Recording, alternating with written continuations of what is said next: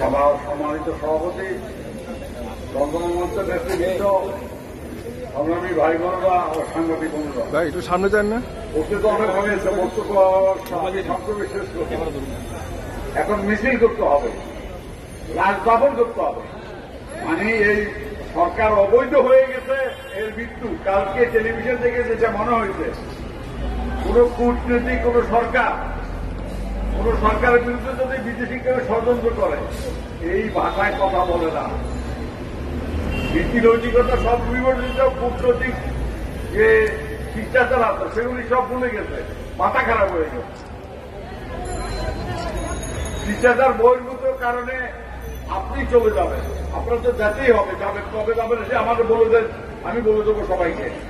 বেশি সময় নাই, আগামী মাসের মধ্যে যেতেই হবে, তার আগেই যেতে পারে।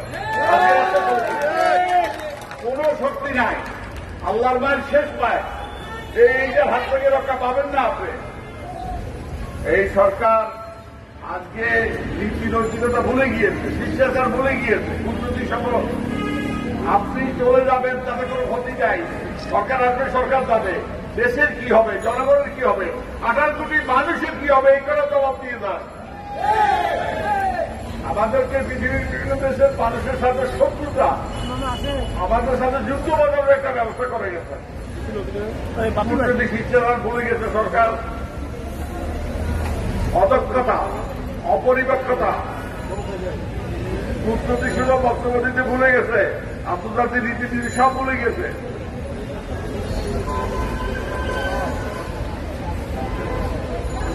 এখন গণ অভ্যুত্থান হয়ে গেছে, মান্না বলে গেছে, গণ অভ্যুত্থান সারা দেশের মানুষ কেউ চায় না। ভয়ভীতি দেখাইয়া বেশি দিন থাকা যায় না। 10 দিন চোরের একদিন গেরস্তে, অনেক করেছে,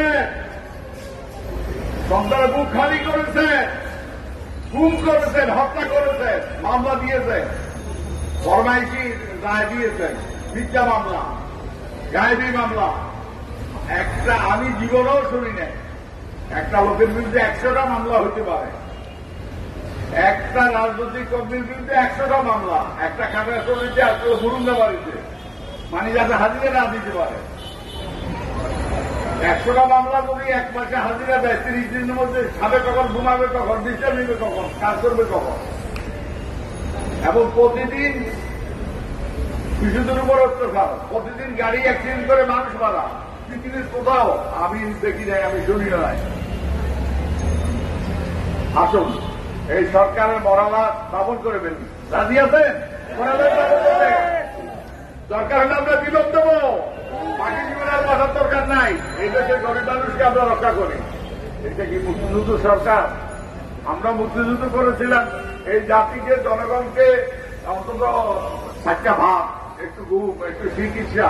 ডেঙ্গুতে ডেইলি 17 লোক মারা যাচ্ছে, হাসপাতালে পড়ছে, সে ওষুধ নাই।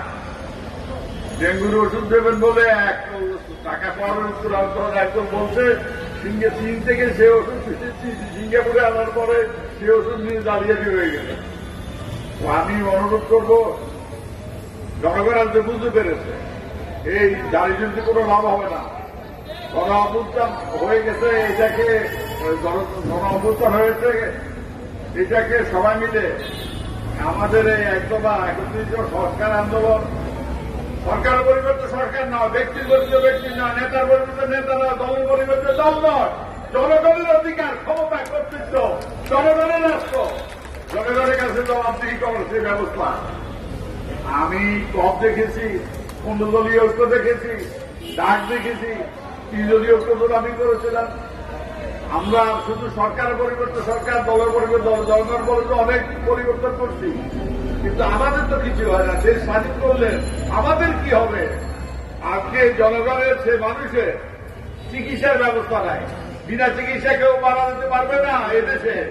এই রক্ত দিয়ে যে দেশ স্বাধীন হয়েছে, লক্ষ লক্ষ মানুষের রক্তের বিনিময়ে, জীবনের বিনিময়ে, সে দেশে না খেয়ে মারা যাবে, বিনা চিকিৎসায় মারা যাবে, মাথা গোবরা খাই থাকবে না, কাজের ব্যবস্থা থাকবে না, এটা তো হতে পারে না। তাই আসুন, এই মুক্তিযুদ্ধ চুরি করেছে, মুক্তিযুদ্ধের চেতনার নামে অন্যায় করে মিথ্যা, জালিয়াতি, লুণ্ঠন। মুক্তিযুদ্ধরা কি দেশটাকে লুটপাট করে এভাবে খাওয়ার জন্য মুক্তিযুদ্ধ করেছে? নিজের জন্য করেছেন দেশের 18 কোটি মানুষের জন্য। আসুন আরেকবার মুক্তিযুদ্ধ করে রাজি আছেন? হাত করে বলেন তো। ওনারা হাত তোলা করে 18 কোটি মানুষের টাকা নিয়ে উন্নয়নের নামে ঘুষ দেয়। এখন ইন্স্যুরেন্স করার কথা বলতেছে, সমস্ত দেশের মানুষকে ইন্স্যুরেন্স করাবে। ঘুষ এক এলাকায় যাইয়া স্কুলের ছেলে মেয়েদেরকে অফিস আদালত সব বন্ধ করে সবাইকে মিটিংয়ে এনে বলে হাত তোলে। হাত তুল কেউ পা তুলে কিনা এটা বোঝা যায় না, দেখা যায় না। আপনার যে পাও তুলতে পারে তো আসুন আরেকবার মুক্তিযুদ্ধ জীবনের শেষ রক্তবিন্দু দিয়ে মুক্তিযুদ্ধের মাধ্যমে, দ্বিতীয় মুক্তিযুদ্ধের মাধ্যমে এবার হবে শেষ লড়াই। এবার হবে শেষ লড়াই। জনগণের ক্ষমতা চাই, সেটা ছাড়া উপায় নাই।